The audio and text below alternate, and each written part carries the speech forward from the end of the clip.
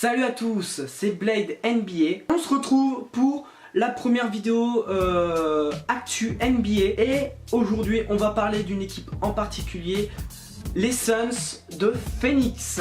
Donc ce qui s'est passé, il s'est passé pas mal de choses à Phoenix, notamment le licenciement du coach Watson, je crois il s'appelle Earl Watson, et d'un message laissé par Eric Bledsoe. Et oui, Eric Bledsoe a laissé un message, mais tout ça sera dans l'autre partie. Là pour l'instant on va parler de Eric Watson. Donc oui, au bout de 3 matchs catastrophiques des Suns, Eric Watson, je crois qu'il s'appelle Eric, non pas Eric, non qu'est-ce que je dis, Watson, mais je me rappelle plus son prénom, je suis désolé.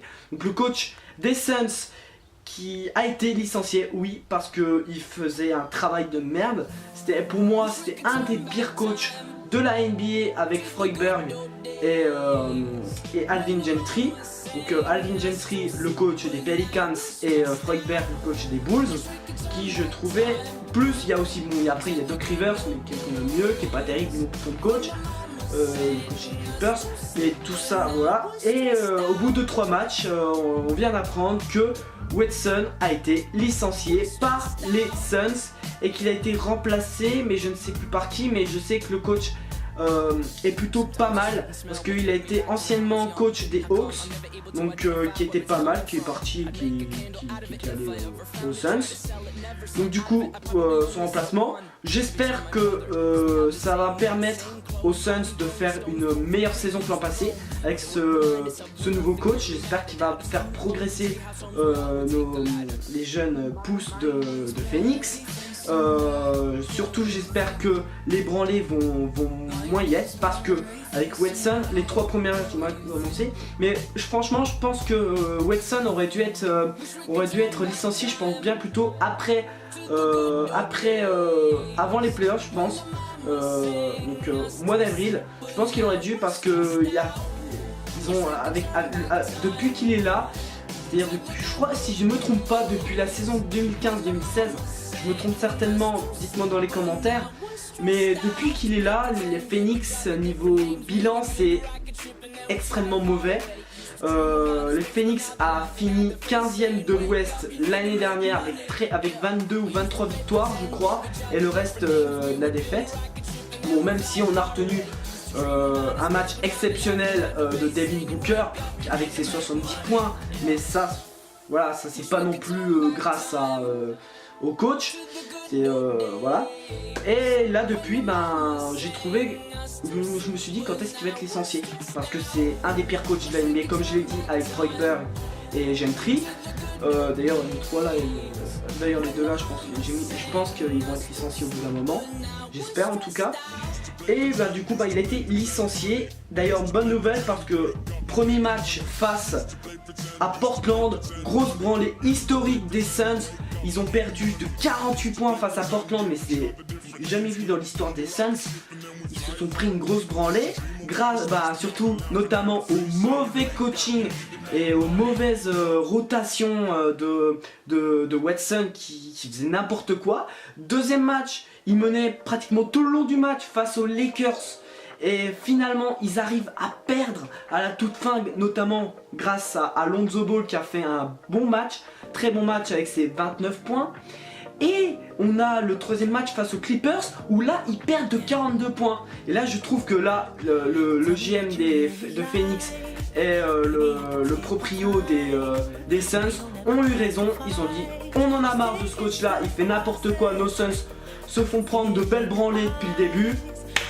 Bye bye, on prend un nouveau coach. Voilà, j'ai trouvé ça plutôt intelligent de leur part, même si ça aurait été mieux, comme je l'ai dit, de faire ça fin avril, mais faire ça début de saison au bout de 3 matchs, je trouve que c'est super intelligent, parce que ça va éviter, je pense, des problèmes par la suite, des problèmes avec le coach, des problèmes avec l'équipe, notamment bon, ça va pas non plus, ils vont pas non plus finir premier de l'Ouest, mais voilà, ça va peut-être leur permettre d'avoir un meilleur bilan que l'an passé et de peut-être progresser progressivement et peut-être arriver un jour à retrouver les playoffs, parce qu'ils ont déjà été en playoffs, les Suns.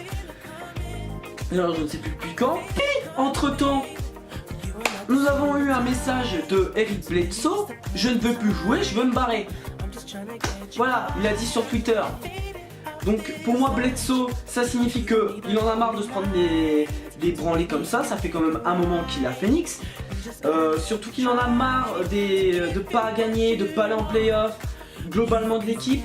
Et je pense aussi depuis